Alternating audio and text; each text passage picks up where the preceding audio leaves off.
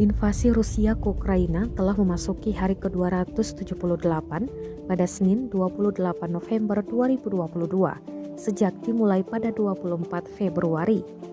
Konflik antar negara bertetangga tersebut sampai saat ini masih berlanjut dan belum tampak tanda-tanda untuk segera berakhir.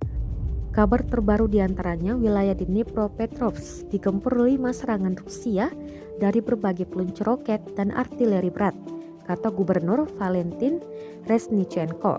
Reznichenko menuturkan beberapa rumah dan bangunan lainnya hancur, namun tidak ada korban jiwa yang dilaporkan.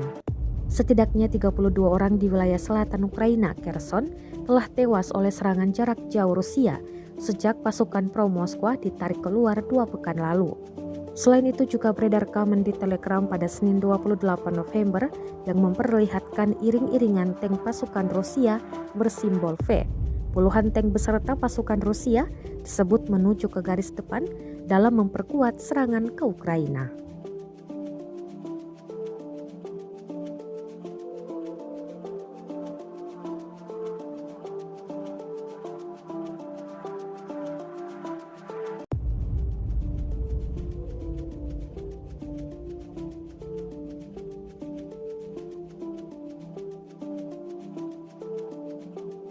Terima kasih sudah nonton.